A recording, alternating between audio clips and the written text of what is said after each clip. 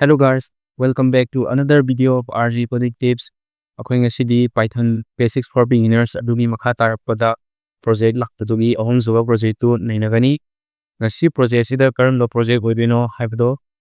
akoy gi Python PDF reader oidoribani. Hairiba Python PDF reader se kamai tawge haibda akoyna PDF any PDF oibi hairiba PDF se English any language oibi adugo akoy main ang English to oibadoni. Hairiba English ta iba Python sigi PDF haitari ko. Any PDF se koina Python sina ga library sina ga matom ta pathuk san doin. Adugi wari ba kwana pa ba PDF do machine na matom ta pahan doin ma do pina ta dai.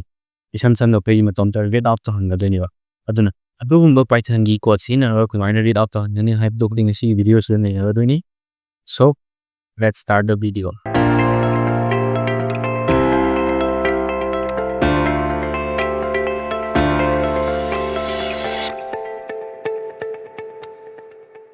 So open na sila sila Microsoft Edge ki magi browser dai ga akoy PDF ma kha thamjare sigi PDF se kai duna akoy artist block ta sumaina block edit block ka hapa dagi sida notes ta other page browse ta wiro aduga notes si wato ina akoy English literature bi any ko top notes mi du thaga charak pidi uziki wena ding sida ya waina sigi 3 years si it's an hour high sigi notes se hana hapsa gi bani ji download taraga sida puthok charak pane yare ko and told the PDF crale. So, she took a PDF mamzilla higher PDF mamzilla notes on Tang Taracha cutting to my arms, Shigi, Quiggy Arches block, Sigi page you discover to view, do a learner, high website, she top it's in now Piggy class 10 Takariba, any class Kanaka double or targeting with the so Kangan view. So, high PDF security that right to example read about an talk of the eye. See read out. Allow to say see or you don't can have any PDF se power pay. Other see la you see combine or PDF se combine pahalino. Seeking me the end combine like no have the way combine see and do know the yang zero. So she's in as I quick Microsoft Edge scheme as Hagi Yauzaba built in browser de Yauzabana. According to CDC's hard do never cop. Other books have a safe from any tuna tangani only basic hard basic Hanas have written a quay sumnagil pahalaga dangorni. Sida yam kana lo ke sui auroi logic yam na ke su lo re chamba logic ngakani aduga kitang advance oiba version nam hakani ba hakka the version jine kamai to no da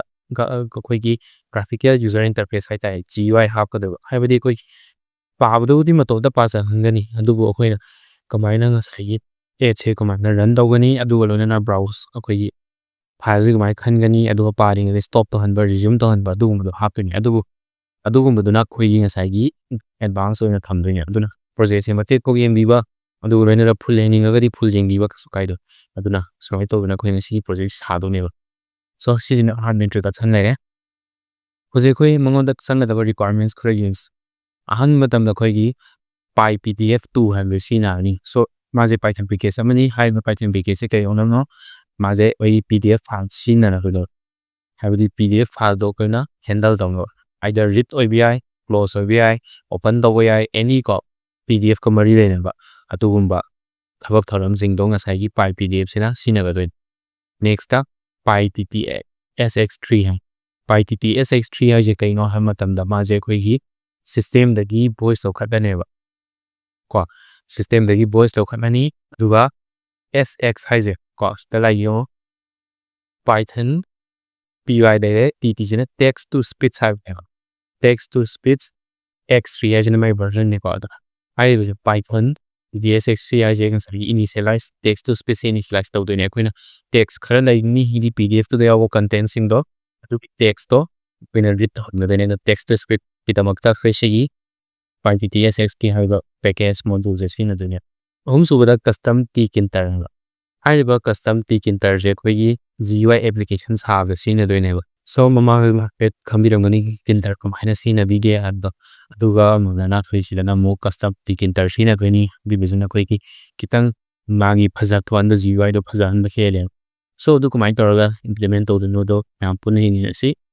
makha tara ko da khoi gi project thread hai ko thread hai usina faida gi maru bani ko na sigen sigi anoba logic sema khangan hiding anoba package sema khanghau doini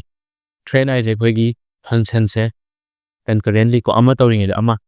to han bai simultaneously work to han ba yai ba ꯐꯪꯁꯟꯁꯦ ꯑꯃ achieve ꯇꯧꯔꯤꯉꯩꯗ ꯑꯃ ꯇꯧꯁꯟꯕ ꯃꯇꯝꯗ ꯄꯥꯏꯊꯟꯗ error ꯊꯣꯛꯀꯅꯤ ꯑꯗꯨ ꯊꯣꯛꯇꯅꯕ ꯍꯥꯏꯇꯥꯔꯦ ꯑꯃ ꯇꯧꯔꯤꯉꯩꯗ ꯑꯃ ꯇꯧꯔꯤꯉꯩꯗ ꯑꯃ ꯇꯧꯍꯟꯕꯗꯣ ꯌꯥꯅꯕꯅꯦ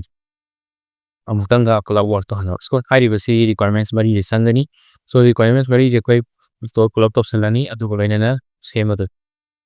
ꯁꯣ ꯃꯌꯥꯝ ꯑꯗꯨꯒꯤ ꯃꯥꯡꯑꯣꯏꯅꯅ ꯑꯩꯈꯣꯏꯅ ꯇꯧꯕꯤꯕ ꯁꯤꯒꯤ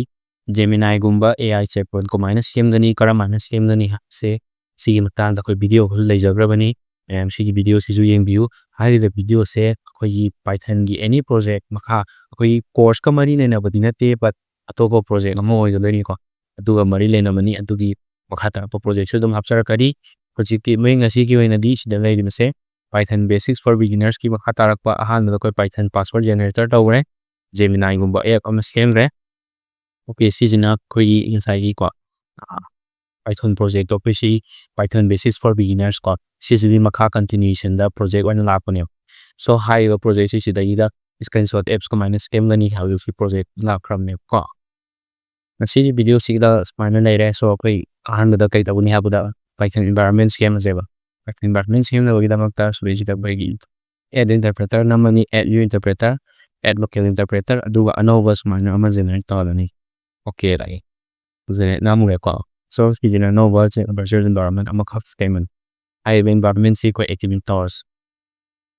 ꯁꯤꯗ ꯁꯨꯃꯥꯏꯅ ꯇꯔꯃꯤꯅꯦꯜ ꯅꯝꯕ ꯀꯥꯟꯗ ꯑꯣꯇꯣꯃꯦꯇꯤꯛꯂꯤ ꯚꯔꯆꯨꯋꯦꯜ ꯏꯟꯚꯥꯏꯔꯣꯟꯃꯦꯟ ꯃꯥꯅ ꯁꯨꯃꯥꯏꯅ ꯑꯦꯛꯇꯤꯚꯦꯠ ꯇꯧꯖꯔꯛꯑꯃꯅꯤ ꯍꯥꯏꯔꯤꯕ ꯚꯔꯆꯨꯋꯦꯜ ꯏꯟꯚꯥꯏꯔꯣꯟꯃꯦꯟꯁꯤꯗ ꯑꯩꯈꯣꯏꯅ ꯀꯩꯀꯩ ꯏꯟꯁꯇꯣꯜ ꯇꯧꯕ ꯌꯥꯔꯦ ꯄꯤꯞ ꯏꯟꯁꯇꯣꯜ PDF2 ꯄꯥꯏ PDF2 ꯑꯃ ꯇꯧꯕ ꯌꯥꯔꯦ ꯁꯤꯒꯤ PYPTSS ꯁꯤꯁꯦ ꯑꯃ ꯌꯥꯔꯦ ꯀꯁꯇꯝ ꯄꯤꯀꯤꯟꯇꯔ ꯑꯃ ꯌꯥꯔꯦ as well as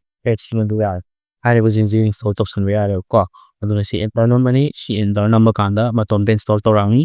ꯁꯣ ꯑꯝꯇ ꯂꯩꯃꯤꯟꯅꯔꯁꯤ ꯁꯣ ꯃꯌꯥꯝꯒꯤꯗ ꯏꯟꯁꯇꯣꯂꯦꯁꯟ ꯂꯣꯏꯈ꯭ꯔꯦ ꯏꯟꯁꯇꯣꯂꯦꯁꯟ ꯂꯣꯏꯔ ꯃꯇꯨꯡꯗ ꯑꯩꯈꯣꯏ ꯁꯤꯁꯤ ꯀ꯭ꯂꯤꯌꯥꯔ ꯇꯧꯊꯣꯛꯑꯁꯤ ꯑꯗꯨꯒ ꯑꯩꯈꯣꯏ ꯀꯣꯗ ꯏꯕ ꯍꯧꯔꯁꯦꯕꯀꯣ ꯑꯍꯥꯟꯕ ꯃꯇꯝꯗ ꯑꯩꯈꯣꯏꯅ ꯀꯣꯗ ꯏꯒꯗꯣꯏꯁꯦ ꯁꯤꯗꯩꯁꯤꯗ ꯏꯆꯝ ꯆꯝꯃꯤ ꯑꯩꯈꯣꯏꯅ ꯄꯦꯀꯦꯖ ꯍꯥꯏꯗꯤ boat ꯇꯧꯁꯜꯂꯁꯤ PYPTS63 and then on import by PDF ꯑꯗꯨꯃꯥꯏꯅ import ꯇꯧꯔꯦ then next ꯑꯩꯈꯣꯏꯅ ꯀꯩꯗꯧꯕ ꯍꯧꯖꯤꯛ PDF ꯍꯥꯏꯕ ꯑꯩꯈꯣꯏꯒꯤ ꯐꯪꯁꯟ ꯑꯃ ꯄꯥꯛꯁꯀꯦꯟ ꯍꯥꯏꯔꯤꯕ ꯐꯪꯁꯟꯁꯤꯗ ꯐꯥꯏꯜ ꯄꯥꯠ ꯄꯤꯍꯧꯔꯁꯤ ꯍꯥꯏꯕꯗꯤ ꯑꯩꯈꯣꯏꯅ ꯉꯁꯥꯏꯒꯤ ꯄꯥꯒꯗꯧꯔꯤꯕ PDFꯗꯣ ꯀꯔꯝꯕ ꯄꯥꯠꯇ ꯂꯩ ꯀꯔꯝꯕ ꯗꯥꯏꯔꯦꯛꯇꯔꯤ ꯀꯔꯝꯕ ꯐꯣꯜꯗꯔꯗ ꯌꯥꯎꯏꯗꯣ ꯈꯪꯅꯕ ꯑꯩꯈꯣꯏ ꯁꯨꯃꯥꯏꯅ ꯐꯥꯏꯜ ꯄꯥꯠ ꯄꯤꯗꯣꯏꯅꯤ ꯁꯣ ꯁꯤꯒꯤ ꯃꯈꯥ ꯇꯥꯔꯛꯄꯗ ꯑꯩꯈꯣꯏꯅ ꯉꯁꯥꯏꯒꯤ ꯔꯤꯗ ꯇꯧꯅꯕ ꯑꯩꯈꯣꯏꯒꯤ ꯁꯤꯁꯇꯦꯝꯗ ꯌꯥꯎꯕ ꯉꯁꯥꯏꯒꯤ ꯑꯣꯗꯤꯑꯣꯗꯣ ꯂꯧꯈꯠꯅꯕꯒꯤꯗꯃꯛꯇ ꯏꯟꯖꯤꯟ ꯀꯧꯕ ꯑꯃ ꯑꯩꯈꯣꯏꯅ ꯚꯦꯔꯤꯑꯦꯕꯜ ꯑꯃ ꯂꯧꯔꯦ ꯚꯦꯔꯤꯑꯦꯕꯜꯁꯤꯗ PYPTS3ꯒꯤ ꯁꯤꯗꯩꯁꯤꯗ ꯏꯅꯤꯁꯤꯌꯦꯂꯥꯏꯁ ꯇꯧꯔꯅꯕꯀꯣ ꯁꯣ ꯑꯦꯐꯇꯔ ꯏꯅꯤꯁꯤꯌꯦꯂꯥꯏꯁ ꯇꯧꯔꯕ ꯃꯇꯨꯡꯗ ꯑꯩꯈꯣꯏ ꯀꯩꯗꯧꯅꯤ ꯑꯩꯈꯣꯏ ꯑꯣꯄꯟ ꯇꯧꯔꯁꯨ ꯀꯅꯥꯅꯣ ꯑꯣꯄꯟ ꯇꯧꯗꯣꯏꯁꯦ ꯃꯃꯥꯡꯗ ꯑꯩꯈꯣꯏꯒꯤ ꯁꯤꯒꯤ ꯑꯣꯄꯟ ꯀꯩꯀꯥ ꯐꯥꯏꯜ ꯐꯣꯜꯗꯔꯗ ꯐꯥꯏꯜ ꯑꯩꯈꯣꯏꯅ ꯄꯥꯏꯊꯟꯗ ꯐꯥꯏꯜ ꯍꯦꯟꯗꯂꯤꯡ ꯇꯧꯈꯤꯕꯅꯤ ꯍꯦꯛꯇ ꯑꯣꯄꯟ ꯇꯧꯕ ꯈꯣꯠꯄꯗꯣ ꯌꯥꯎꯗꯕꯅꯤ ꯃꯌꯥꯝꯕꯨ ꯑꯃꯨꯛ ꯍꯟꯅ ꯈꯪꯗ꯭ꯔꯒꯗꯤ ꯑꯗꯨ ꯌꯦꯡꯕꯤꯌꯨ ꯇꯣ ꯁꯤ ꯐꯥꯏꯜ ꯄꯥꯠꯁꯦ ꯑꯣꯄꯟ ꯇꯧꯔꯅꯤ ꯀꯃꯥꯏꯅ ꯑꯦꯁ ꯔꯤꯗ ꯃꯣꯗꯀ ꯂꯣꯏꯅꯅ ꯗꯤ ꯃꯣꯗꯇꯁꯨ ꯀꯣ ꯑꯥꯔꯒ ꯕꯤꯗꯁꯤ ꯄꯨꯜꯂꯅꯤ ꯑꯗꯨꯒ ꯀꯃꯥꯏꯅ ꯁꯤꯒꯤꯁꯦ ꯑꯩꯈꯣꯏꯅ PDF ꯐꯥꯏꯜ ꯑꯣꯏꯅ ꯂꯧꯈꯠꯂꯁꯦꯕꯀꯣ PDF ꯐꯥꯏꯜ ꯑꯣꯏꯅ ꯂꯧꯈꯠꯂꯁꯦ ꯍꯥꯏꯕꯗꯤ ꯑꯩꯈꯣꯏꯅ ꯉꯁꯥꯏꯒꯤ ꯑꯣꯄꯟ ꯇꯧꯗꯣꯏꯅꯤ ꯑꯣꯄꯟ ꯇꯧꯗꯣꯏꯁꯦ ꯀꯅꯥꯅꯣ ꯁꯤ ꯐꯥꯏꯜ ꯄꯥꯠꯁꯦ ꯑꯣꯄꯟ ꯇꯧꯔꯅꯤ ꯇꯧꯔꯕ ꯃꯇꯨꯡꯗ ꯑꯩꯈꯣꯏꯅ ꯀꯔꯝꯕ ꯃꯣꯗꯇ RB ꯃꯣꯗꯇ ꯍꯥꯏꯀꯣ RB ꯃꯣꯗꯇ ꯂꯧꯈꯠꯂꯨꯔꯕ ꯃꯇꯨꯡꯗ ꯃꯥꯁꯦ ꯚꯦꯔꯤꯑꯦꯕꯜ ꯑꯃ ꯊꯣꯟꯖꯜꯂꯗꯤ ꯀꯃꯥꯏꯅ PDF ꯐꯥꯏꯜ ꯍꯥꯏꯔꯒ ꯑꯩꯈꯣꯏꯅ ꯄꯤꯟꯖꯕꯤ ꯍꯥꯏꯔꯤꯕꯁꯤꯒꯤ ꯃꯇꯨꯡꯗ ꯑꯩꯈꯣꯏꯅ ꯔꯤꯗꯔ ꯑꯃꯈꯛ ꯁꯦꯝꯖꯦꯕꯀꯣ ꯔꯤꯗꯔꯒꯤ ꯑꯩꯈꯣꯏꯒꯤ ꯉꯁꯥꯏꯒꯤ ꯚꯦꯔꯤꯑꯦꯕꯜꯅꯤ ꯔꯤꯗꯔꯁꯤꯅ ꯀꯩ ꯇꯧꯗꯣꯏꯅꯣ ꯁꯤ PDFꯁꯤ ꯂꯧꯈꯠꯂꯅꯤ ꯑꯗꯨꯒ PDF ꯔꯤꯗꯔ ꯑꯗꯣ ꯃꯌꯥꯝ ꯑꯩꯈꯣꯏꯅ ꯀꯔꯤꯒꯨꯝꯕ ꯁꯤꯒꯤ ꯄꯥꯏ PDFꯁꯦ ꯐꯖꯅ ꯁꯤꯖꯤꯟꯅꯕ ꯍꯩꯇꯥꯔꯒꯗꯤ ꯑꯩꯈꯣꯏꯅ ꯄꯥꯏ PDF ꯔꯤꯗꯔꯇꯪ ꯅꯠꯇꯦ ꯃꯔꯖ ꯇꯧꯕ ꯏꯌꯨ ꯁꯦꯝꯕ ꯌꯥꯏ ꯔꯥꯏꯇꯔ ꯁꯦꯝꯕ ꯌꯥꯏ ꯔꯤꯗꯔ ꯇꯧꯕ ꯌꯥꯏ ꯃꯔꯖꯔ ꯇꯧ ꯁꯤ ꯍꯥꯏꯔꯤꯕ ꯃꯌꯥꯝꯁꯤꯡꯁꯦ ꯃꯌꯥꯝ ꯑꯃꯈꯛꯁꯦ ꯀꯩ ꯇꯧꯕ ꯌꯥꯏ ꯄꯥꯁꯋꯥꯔꯗꯇ ꯍꯥꯞꯆꯤꯟꯕ ꯏꯟꯀ꯭रिꯞ ꯇꯧꯁꯟꯕ ꯌꯥꯏ ꯀꯔꯤꯒꯨꯝꯕ ꯍꯧꯖꯤꯛꯀꯤ ꯍꯥꯏꯔꯤꯕ ꯑꯣꯞꯁꯟ ꯃꯌꯥꯝꯁꯤꯡꯁꯦ ꯇꯣꯉꯥꯟ ꯇꯣꯉꯥꯟꯕ ꯚꯤꯗꯤꯑꯣ ꯄꯥꯝꯕꯤ ꯇꯥꯔꯒꯗꯤ ꯀꯃꯦꯟ ꯁꯦꯛꯁꯟꯗ ꯍꯥꯏꯕꯤꯔꯝꯃꯣ ꯑꯗꯨꯒ ꯈꯪꯗꯕ ꯈꯣꯠꯇꯕ ꯌꯥꯎꯔꯒꯁꯨ ꯀꯃꯦꯟ ꯁꯦꯛꯁꯟꯗ ꯍꯪꯕꯤꯔꯝꯃꯣ ꯑꯩꯈꯣꯏ ꯁꯨꯃꯥꯏꯅ ꯇꯧꯔ ꯀꯟꯇꯤꯅ꯭ꯌꯨ ꯇꯧꯔꯒ ꯚꯤꯗꯤꯑꯣꯁꯦ ꯃꯊꯪ ꯍꯥꯞꯆꯔꯛꯀꯗꯣꯏꯅꯦꯕꯀꯣ ꯁꯣ PDF ꯔꯤꯗꯔ ꯁꯣ PDF ꯔꯤꯗꯔꯅꯤ ꯀꯅꯥꯅꯣ ꯔꯤꯗ ꯇꯧꯗꯣꯏꯁꯦ PDF ꯐꯥꯏꯜ ꯁꯣ ꯁꯤꯗꯩꯗ ꯃꯔꯛ ꯊꯠꯅ ꯑꯩꯈꯣꯏꯒꯤ ꯃꯃꯥꯡꯗ ꯄ꯭ꯔꯣꯖꯦꯛ 1 ꯊꯥꯒꯠꯆꯈꯤꯕꯗꯨ ꯑꯩꯈꯣꯏꯒꯤ ꯄꯥꯁꯋꯥꯔꯗ ꯖꯦꯅꯦꯔꯦꯇꯔ ꯃꯤꯗꯨ ꯏꯪꯂꯤꯁꯇ ꯑꯣꯏꯈꯤꯕꯅꯤ ꯃꯌꯥꯝ ꯑꯗꯨꯒꯤꯗꯃꯛꯇꯗꯤ ꯋꯥꯔꯧꯕꯤꯕ ꯌꯥꯗ꯭ꯔꯦ ꯑꯗꯨꯕꯨ ꯄꯥꯏꯊꯟꯗꯣ ꯑꯗꯨꯗ ꯑꯩꯈꯣꯏꯅ ꯏꯪꯂꯤꯁꯇ ꯊꯥꯒꯠꯆꯕꯗꯣ ꯑꯩꯈꯣꯏꯒꯤ ꯁꯤꯒꯤ ꯀꯟꯇꯤꯅ꯭ꯌꯨꯁ ꯑꯣꯏꯕꯁꯤꯗꯁꯨ ꯍꯥꯞꯆꯔꯛꯀꯅꯤ as well as ꯑꯩꯈꯣꯏꯒꯤ ꯑꯗꯨꯒꯤ ꯏꯪꯂꯤꯁꯇ ꯇꯧꯕꯗꯨꯒꯤ ꯑꯗꯨꯅ ꯄ꯭ꯔꯣꯖꯦꯛ 1ꯅꯤ ꯄ꯭ꯔꯣꯖꯦꯛ 2ꯗꯅ ꯑꯩꯈꯣꯏ ꯏꯁꯀ꯭ꯔꯤꯟꯁꯣꯠ ꯑꯦꯄ꯭ꯂꯤꯀꯦꯁꯟ ꯑꯍꯨꯝ ꯆꯠꯕꯗ ꯁꯤꯖꯤꯟꯅꯩꯕꯀꯣ ꯑꯗꯣ ꯃꯌꯥꯝ ꯀꯟꯇꯤꯅ꯭ꯌꯨ ꯇꯧꯔꯒ ꯑꯗꯨꯝ ꯌꯦꯡꯕꯤꯔꯣ ꯁꯣ ꯍꯧꯖꯤꯛꯀꯤ ꯑꯣꯏꯅꯗꯤ ꯑꯅꯤꯁꯨꯕꯗ ꯑꯩꯈꯣꯏꯒꯤ ꯅꯝꯕꯔ ꯑꯣꯐ ꯄꯦꯖꯦꯁꯇꯨꯁꯨ ꯂꯧꯖꯦꯕ ꯉꯁꯥꯏꯒꯤ ꯀꯅꯥꯗꯒꯤ PDF2ꯗꯒꯤꯀꯣ ꯅꯝ ꯄꯦꯖꯦꯁꯇꯨꯅ ꯑꯩꯈꯣꯏꯅ ꯀꯩꯗꯧꯅꯤ ꯂꯧꯗꯣꯏꯕ ꯂꯦꯡ ꯑꯣꯟ ꯗ ꯃꯥꯒꯤ ꯋꯤꯟꯗꯔ ꯗꯣꯠ ꯄꯦꯖꯦꯁꯁꯤ ꯃꯁꯥꯒꯤ ꯍꯥꯟꯅꯒꯤ ꯉꯁꯥꯏꯒꯤ ꯀꯩꯅꯣꯗ ꯍꯥꯏꯔꯤꯕ ꯉꯁꯥꯏꯒꯤ ꯁꯤꯒꯤ ꯔꯤꯗꯔꯁꯤꯗ ꯚꯦꯔꯤꯑꯦꯕꯜ ꯑꯣꯏꯈ꯭ꯔꯕꯅꯤ ꯁꯤꯒꯤ ꯔꯤꯗꯔꯁꯦ ꯀꯥꯏꯗ ꯂꯥꯛꯄꯅꯣ ꯁꯤꯒꯤ PDF ꯔꯤꯗꯔꯁꯤꯗ ꯂꯥꯛꯄꯅꯤ ꯑꯗꯨꯅ ꯍꯥꯏꯕꯗꯤ ꯕꯥꯏ PDFꯇ ꯃꯔꯤ ꯂꯩꯅꯕ ꯉꯁꯥꯏꯒꯤ ꯐꯪꯁꯟ ꯑꯦꯟ ꯃꯥꯒꯤ ꯃꯦꯊꯠꯁ ꯉꯥꯛꯇꯅꯦꯕꯀꯣ ꯍꯧꯖꯤꯛꯇꯤ ꯁꯨꯃꯥꯏꯅ ꯇꯧꯔꯒ ꯑꯩꯈꯣꯏꯅ ꯉꯁꯥꯏꯒꯤ ꯑꯍꯥꯟꯕꯒꯤ ꯏꯅꯤꯁꯤꯌꯦꯂꯥꯏꯁ ꯇꯧꯔꯦ ꯏꯅꯤꯁꯤꯌꯦꯂꯥꯏꯁ ꯇꯧꯔꯕ ꯃꯇꯨꯡꯗ ꯑꯩꯈꯣꯏꯅ for loop ꯁꯤꯖꯤꯟꯅꯔꯁꯤ ꯑꯗꯨꯒ for loopꯁꯦ ꯁꯤꯖꯤꯟꯅꯔꯅꯤ for loopꯁꯤꯗꯒꯤ ꯑꯦꯅꯤ ꯄꯦꯖ ꯃꯁꯤꯡ ꯂꯧꯈꯠꯁꯦꯕ ꯀꯥꯏꯗꯅꯣ ꯄꯦꯖ ꯅꯝ ꯏꯟ ꯅꯝ ꯄꯦꯖꯦꯁ ꯍꯥꯏꯕꯗꯤ ꯉꯁꯥꯏꯒꯤ ꯅꯝ ꯄꯦꯖꯁꯤꯗꯒꯤ ꯂꯧꯈꯠꯂꯛꯑꯅꯤ ꯅꯝ ꯄꯦꯖꯁꯤꯗ ꯑꯦꯅꯤ ꯔꯦꯟꯖ ꯂꯧꯈꯠꯁꯦꯕꯀꯣ ꯀꯥꯏꯗ ꯑꯣꯏꯗꯣꯏꯕ ꯑꯦꯅꯤ range where the range is in num pages ꯀꯣ ꯅꯝ ꯄꯦꯖꯦꯁ ꯍꯥꯏꯔꯤꯕꯁꯤꯒꯤ ꯍꯥꯏꯕꯗꯤ ꯅꯝ ꯄꯦꯖꯁꯤ 1ꯗꯒꯤ ꯍꯧꯕ ꯌꯥꯏ 0ꯗꯒꯤ ꯍꯧꯔꯛꯏꯕ ꯃꯁꯤꯡꯗꯨꯗꯒꯤꯅ ꯂꯣꯏꯕꯐꯥꯎꯇꯣ ꯑꯗꯨꯗꯒꯤ ꯄꯦꯖ ꯑꯃꯃꯝ ꯂꯧꯈꯠꯂꯛꯑꯣꯕꯀꯣ ꯂꯧꯈꯠꯂꯛꯑꯒ ꯑꯩꯈꯣꯏꯅ ꯄꯦꯖ ꯃꯁꯤꯡ ꯊꯣꯜꯂꯁꯤ ꯊꯣꯜꯂꯤꯕ ꯄꯦꯖ ꯃꯁꯤꯡꯁꯦ ꯔꯤꯗꯔ ꯗꯣꯠ ꯄꯦꯖꯦꯁ ꯍꯥꯏꯔꯅꯦꯕ ꯄꯦꯖ ꯃꯁꯤꯡꯗꯣ ꯂꯧꯕꯤꯔꯅꯦꯕꯀꯣ ꯑꯗꯨꯒ ꯉꯁꯥꯏꯒꯤ ꯀꯔꯝꯕ ꯄꯦꯖ ꯃꯁꯤꯡꯅꯣꯗꯣ ꯑꯍꯥꯟꯕ꯭ꯔꯥ ꯑꯅꯤꯁꯨꯕ꯭ꯔꯥꯗꯣ ꯂꯧꯔꯛꯑꯅꯤ ꯂꯧꯔꯛꯑꯕ ꯃꯇꯨꯡꯗ ꯇꯦꯛꯁ ꯍꯥꯏꯕ ꯚꯦꯔꯤꯑꯦꯕꯜ ꯑꯃ ꯂꯧꯔꯦ ꯂꯧꯔꯤꯕ ꯚꯦꯔꯤꯑꯦꯕꯜ ꯇꯦꯛꯁ ꯍꯥꯏꯔꯤꯕ ꯚꯦꯔꯤꯑꯦꯕꯜ ꯇꯦꯛꯁ ꯍꯥꯏꯔꯤꯕ ꯚꯦꯔꯤꯑꯦꯕꯜꯁ ꯑꯩꯈꯣꯏꯅ ꯄꯦꯖ ꯗꯣꯠ ꯇꯦꯛꯁ ꯍꯥꯏꯕꯗꯤ ꯂꯧꯊꯣꯛꯑꯅꯦꯕ ꯍꯥꯏꯕꯗꯤ ꯁꯤꯁꯨ ꯃꯦꯊꯠ ꯑꯃꯈꯛꯅꯤꯀꯣ ꯑꯦꯛꯁꯇ꯭ꯔꯦꯛ ꯇꯧꯔꯛꯑꯅꯤ ꯑꯦꯛꯁꯇ꯭ꯔꯦꯛ ꯇꯧꯔꯛꯑꯕ ꯃꯇꯨꯡꯗ ꯑꯩꯈꯣꯏꯅ ꯀꯩꯗꯧꯅꯤ if ꯀꯟꯗꯤꯁꯟ ꯑꯃ ꯁꯤꯖꯤꯟꯅꯔꯅꯤ if ꯀꯟꯗꯤꯁꯟꯁꯤꯗ ꯀꯔꯤꯒꯨꯝꯕ ꯉꯁꯥꯏꯒꯤ ꯇꯦꯛꯁꯁꯦ ꯌꯥꯎꯔ ꯐꯪꯉꯕ if ꯇꯦꯛꯁꯁꯦ ꯐꯪ ꯇꯥꯔꯒꯗꯤ ꯄ꯭ꯔꯤꯟꯠ ꯇꯧꯑꯣ ꯀꯩꯅꯣ ꯄ꯭ꯔꯤꯟꯠ ꯇꯧꯗꯣꯏꯁꯦ ꯑꯩꯈꯣꯏꯒꯤ app string ꯇꯧꯔꯅꯤ app string ꯁꯤꯖꯤꯟꯅꯔꯒ ꯔꯤꯗꯤꯡ ꯇꯧꯍꯜꯂꯁꯦꯕꯀꯣ ꯔꯤꯗꯤꯡ page and then ꯁꯤꯗꯩꯗ ꯑꯩꯈꯣꯏꯒꯤ page number ꯍꯥꯞꯄꯁꯦ ꯀꯃꯥꯏꯅ page ꯂꯝꯁꯤꯗ increment ꯂꯧꯀꯗꯣꯏꯅꯤꯀꯣ ꯑꯍꯥꯟꯕꯗꯗꯤ ꯑꯩꯈꯣꯏꯒꯤ page 0ꯗꯒꯤ ꯍꯧꯗꯣꯏꯅꯦꯕ ꯑꯗꯨꯕꯨ ꯑꯩꯈꯣꯏꯒꯤ ꯅꯝꯕꯔꯗꯗꯤ page 1ꯗꯒꯤ ꯂꯥꯛꯄꯅꯤꯅ 1ꯗ ꯂꯥꯛꯑꯅꯤ ꯍꯥꯏꯗꯤ ꯑꯦꯔꯦ ꯑꯃ ꯍꯧꯔꯛꯄ ꯃꯇꯝꯗ 0ꯗꯒꯤ ꯍꯧꯏꯗꯨꯅ 0ꯗꯒꯤ ꯏꯅꯤꯁꯤꯌꯦꯂꯥꯏꯁ ꯇꯧꯒꯅꯤ ꯕꯠ ꯑꯩꯈꯣꯏꯗꯤ ꯁꯤꯗꯩ 1ꯗꯒꯤ ꯂꯥꯛꯀꯗꯣꯏꯅꯤ 1ꯗꯒꯤ ꯍꯧꯔꯛꯑꯒ ꯂꯥꯛꯀꯅꯤ ꯑꯗꯒꯤ ꯃꯊꯪ ꯆꯠꯈ꯭ꯔꯅꯤꯀꯣ 1 2 3ꯗ ꯅꯦꯛꯁꯇ ꯏꯟꯖꯤꯟ ꯇꯧꯔꯅꯤ ꯑꯗꯨꯒ ꯄꯦꯠꯃꯟꯁꯦ ꯍꯥꯏꯍꯟꯁꯦ ꯀꯩꯅꯣ ꯍꯥꯏꯗꯣꯏꯁꯦ ꯇꯦꯛꯁꯁꯦ ꯃꯥꯅ ꯋꯥ ꯉꯥꯡꯍꯜꯂꯁꯦ ꯑꯗꯨꯒ ꯏꯟꯖꯤꯟꯁꯦ ꯑꯃꯨꯛ ꯑꯩꯈꯣꯏ ꯀꯩꯗꯧꯕ ꯇꯥꯏꯝ ꯔꯟ ꯑꯦꯟ ꯔꯦꯠ ꯊꯝꯖꯦꯕ ꯍꯥꯏꯕꯗꯤ ꯃꯥꯗꯣ ꯉꯥꯡꯉꯝꯃꯅꯤ ꯉꯥꯡꯉꯒ ꯉꯥꯛꯇꯪ ꯂꯦꯞꯄ ꯈꯣꯠꯄ ꯇꯧꯔ ꯂꯥꯛꯇꯣꯏꯅꯤ ꯇꯦꯛꯁ ꯐꯪꯗ꯭ꯔꯒꯗꯤ ꯂꯣꯏꯁꯟꯈꯤꯗꯣꯏꯅꯤꯀꯣ ꯑꯗꯨꯅ ꯁꯤꯗ ꯃꯥꯒꯤ ꯉꯁꯥꯏꯒꯤ ꯑꯩꯈꯣꯏꯒꯤ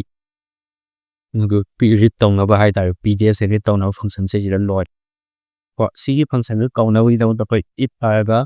ꯃꯦꯟ ꯃꯦꯊꯠ ꯀꯧꯔꯅꯤ ꯍꯥꯏꯗꯤ ꯃꯦꯟ ꯃꯦꯊꯠ ꯀꯧꯔꯅꯤ ꯀꯃꯥꯏꯅ ꯃꯦꯟ ꯍꯥꯏꯕꯁꯤꯒ ꯃꯥꯟꯅꯔꯕ ꯑꯗꯨ ꯇꯥꯔꯒꯗꯤ ꯑꯩꯈꯣꯏꯒꯤ ꯁꯤꯒꯤ ꯀꯟꯗꯤꯁꯟꯁꯦ ꯃꯈꯥꯗ ꯀꯩ ꯂꯥꯛꯀꯗꯣꯏꯅꯣ PDFꯀꯤ ꯄꯥꯔꯠ ꯑꯃꯈꯛ ꯄꯤꯔꯛꯇꯣꯏꯅꯤ PDF ꯄꯥꯔꯠꯁꯤꯅ ꯀꯩꯅꯣ ꯌꯨꯖꯔꯗꯒꯤ ꯏꯟꯄꯨꯠ ꯂꯥꯛꯑꯅꯤ ꯁꯤ ꯑꯩꯈꯣꯏ ꯗꯥꯏꯔꯦꯛ ꯍꯥꯔꯠ ꯀꯣꯗꯦꯠ ꯑꯣꯏꯅ ꯄꯤꯔꯁꯨ ꯌꯥꯏ ꯑꯗꯨꯕꯨ ꯍꯧꯖꯤꯛꯀꯤ ꯑꯣꯏꯅꯗꯤ ꯌꯨꯖꯔꯗꯒꯤ ꯑꯣꯏꯅ ꯄꯤꯍꯜꯂꯁꯤ ꯀꯩꯒꯤꯅꯣꯗ ꯑꯦꯗꯚꯥꯟꯁ ꯑꯣꯏꯕ ꯃꯑꯣꯡ ꯇꯝꯃꯕꯅꯦ ꯑꯗꯨꯅ ꯑꯦꯗꯚꯥꯟꯁ ꯑꯣꯏꯕ ꯃꯑꯣꯡ ꯇꯝꯃꯕꯅꯤꯅ ꯁꯤꯒꯨꯝꯕ ꯈꯔ ꯁꯤꯖꯤꯟꯅ ꯇꯥꯔꯦꯀꯣ ꯂꯤꯇꯔꯗ PDF file path PDF file ꯄꯥꯔꯠꯇꯣ ꯏꯟꯍꯜꯂꯛꯁꯦꯕ ꯅꯦꯛꯁꯇ ꯑꯃꯨꯛ ꯑꯩꯈꯣꯏ ꯀꯩꯗꯧꯕ ꯌꯥꯏ ꯔꯤꯠ PDFꯇꯣ ꯇꯧꯔꯅꯤ ꯑꯗꯨꯒ ꯀꯅꯥꯅ ꯇꯧꯗꯣꯏꯁꯦ PDF ꯄꯥꯔꯠꯁꯦ ꯔꯤꯠ ꯇꯧꯔꯅꯤ ꯁꯤꯗꯩꯁꯤꯗ ꯑꯩꯈꯣꯏꯒꯤ ꯉꯁꯥꯏꯒꯤ ꯏꯆꯝ ꯆꯝꯕ PDF ꯔꯤꯗꯔ ꯑꯃꯈꯛ ꯁꯦꯝꯕ ꯂꯣꯏꯔꯦ ꯏꯆꯝ ꯆꯝꯕ ꯉꯥꯛꯇꯅꯤꯀꯣ ꯃꯌꯥꯝ ꯁꯤꯁꯦ ꯀꯩꯁꯨ ꯌꯥꯝ ꯀꯟꯅ ꯂꯨꯗꯦꯅ ꯈꯜꯂꯤ ꯃꯌꯥꯝ ꯀꯔꯤꯒꯨꯝꯕ ꯁꯤ ꯒ꯭ꯌꯥꯟ ꯇꯥꯕꯤꯗꯕ꯭ꯔꯥ ꯚꯤꯗꯤꯑꯣꯁꯦ ꯌꯦꯡꯕꯤꯌꯨꯀꯣ ꯁꯣ ꯑꯍꯥꯟꯕꯗ ꯀꯃꯥꯏꯅ ꯇꯧꯒꯦꯗ ꯁꯤ ꯏꯝꯄꯣꯔꯠ ꯇꯧꯕꯤꯔꯅꯤ ꯐꯪꯁꯟ ꯑꯃ ꯁꯦꯝꯕꯤꯔꯅꯤ ꯐꯪꯁꯟꯁꯤꯗ ꯑꯩꯈꯣꯏꯒꯤ ꯏꯟꯖꯤꯟ ꯀꯧꯈꯠꯂꯅꯤ ꯀꯧꯈꯠꯇꯣꯏꯁꯤ ꯉꯁꯥꯏꯒꯤ ꯋꯥ ꯉꯥꯡꯒꯗꯧꯔꯤꯕ ꯚꯣꯏꯁꯇꯨꯅꯤ ꯑꯗꯨꯗꯒꯤ ꯑꯩꯈꯣꯏꯅ ꯄꯥꯏꯊꯟ ꯐꯥꯏꯜꯗꯣ ꯁꯤꯒꯤ ꯑꯣꯄꯟ ꯇꯧꯔꯅꯤ ꯑꯣꯄꯟ ꯇꯧꯔꯕ ꯃꯇꯨꯡꯗ ꯃꯥꯗꯣ ꯔꯤꯗꯔ ꯍꯥꯏꯕ ꯐꯥꯏꯜ ꯑꯃꯒ ꯑꯩꯈꯣꯏꯒꯤ ꯚꯦꯔꯤꯑꯦꯕꯜꯗ ꯍꯥꯞꯆꯜꯂꯦ ꯚꯦꯔꯤꯑꯦꯕꯜꯗꯨ ꯁꯤꯖꯤꯟꯅꯔꯒ ꯉꯁꯥꯏꯒꯤ ꯃꯥꯒꯤ ꯅꯝꯕꯔ ꯑꯣꯐ ꯄꯦꯖꯦꯁ ꯊꯤꯗꯣꯛꯑꯦ ꯄꯦꯖꯦꯁ ꯊꯤꯗꯣꯛꯑꯒ ꯄꯦꯖ ꯑꯃ ꯑꯍꯥꯟꯕ ꯐꯪ ꯇꯥꯔꯒꯗꯤ ꯑꯗꯨꯗꯒꯤ ꯄꯦꯖ ꯅꯝꯕꯔ ꯄꯤꯔꯣ ꯄꯤꯔꯤꯕ ꯄꯦꯖ ꯅꯝꯕꯔꯗꯣ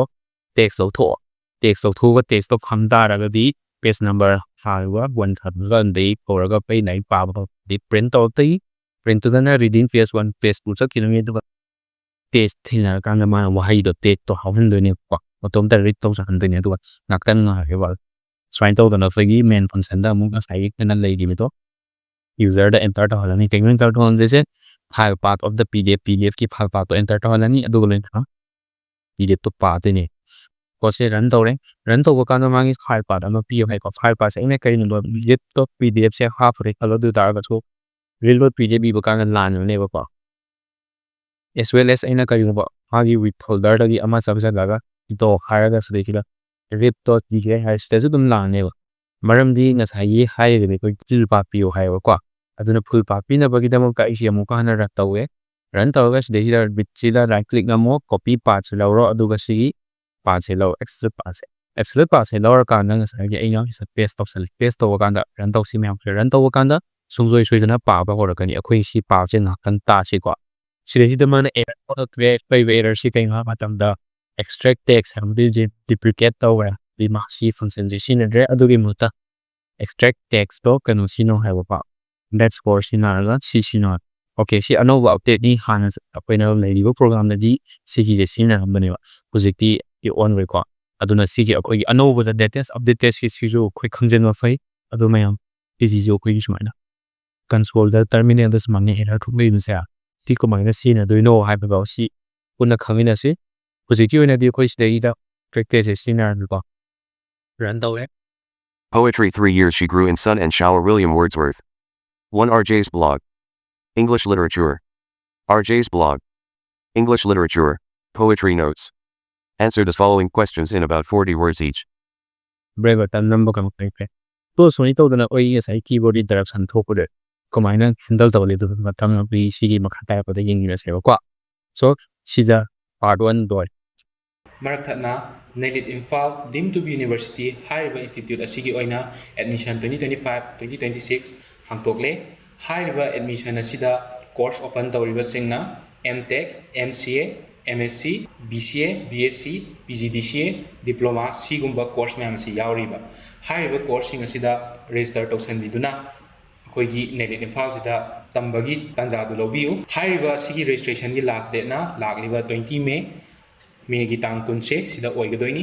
haiba sigi mangoinana register tausan bi horo registration tawbagi link adu comment section da soidana pin tawraga hapsaramge register tawbiba pamta aragadi akoigi magor mapang amadi ichinau karigumba sigi coursing asi tambiningba leita aragadi makoidusu share tawbiu so sungsoi soidana mayam register tausan biro ko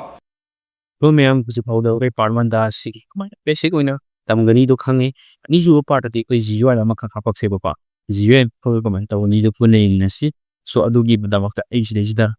akoigi app.py hoba thangba semjage iris da kuna app na loina thangba sida app.py na sen en tabda pa ariba app.py sida kai han da accessory ma bi maru oiba packages kai do han import of silaji han da py bti add ma kawya da install to libero